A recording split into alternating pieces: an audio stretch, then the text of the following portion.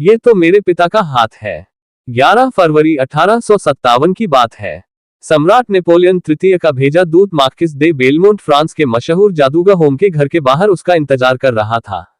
वह जानना चाहता था कि क्या आत्माओं पर नियंत्रण करने के लिए चर्चित होम एक विशिष्ट आत्मा के साथ बैठक की तारीख तय कर चुका है। उधर होम घर के भीतर शांति से लेटा हुआ अपनी साथी आत्मा की सहमति का इंतजार कर रहा था। अंततः उसे अपनी भौहों का अदृश्य हाथ के हल्के से स्पर्श से पता चला कि आत्मा उसके साथ राजदरबार में जाने के लिए तैयार है। यह आत्मा थी विश्वविख्यात नेपोलियन बोनापार्ट की। होम ने नीचे आकर मार्किस को बताया कि वह 2 दिन बाद दरबार में आएगा।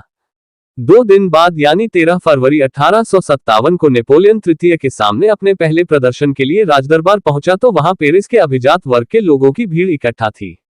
इससे पहले उसने छोटे मोटे प्रदर्शन किए थे, लेकिन होम को यह मौका सम्राज्ञी यूजिनी की बदौलत हासिल हुआ था, जो खुद भी एक शौकिया जादूगर थी।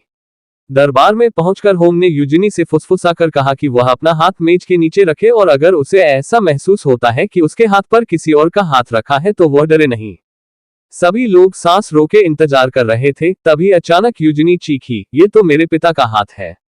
बाद में सम्राट ने भी खुद इसे स्पर्श किया और दोनों ने उस हाथ की खास किस्म की विकृति को पहचानकर उसके नेपोलियन का हाथ होने की पुष्टि की। करिश्मा तो तब हुआ जब एक तेज प्रकाश कौंधा और देखते ही देखते एक प्रकाशपुंज मानव हाथ में बदल गया। इस हाथ ने पेंसिल उठाए और नेपोलियन लिख दिया। सम्राट ने घोषणा की कि इसमें कोई शक नहीं है कि यह महान नेपोलियन बोनापार्ट के ही हस्ताक्षर है। इस घटनाक्रम से अभिभूत यूजिनी ने अदृश्य आत्मा से उस हाथ को चूमने की अनुमति मांगी।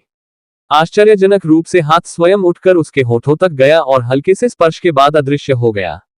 इस घटना के बाद होम की इस शाही दंपति के साथ निकटता बढ़ गई। वह उन्हीं का मेहमान बनकर उनके साथ रहने लग गया। उसके राजपरिवार में बढ़ते प्रभाव के कारण वह तमाम तरह के विवादों और अफवाहों में घिर गया। बाद में उसने राजपरिवार छोड़ने का फैसला कर लिया।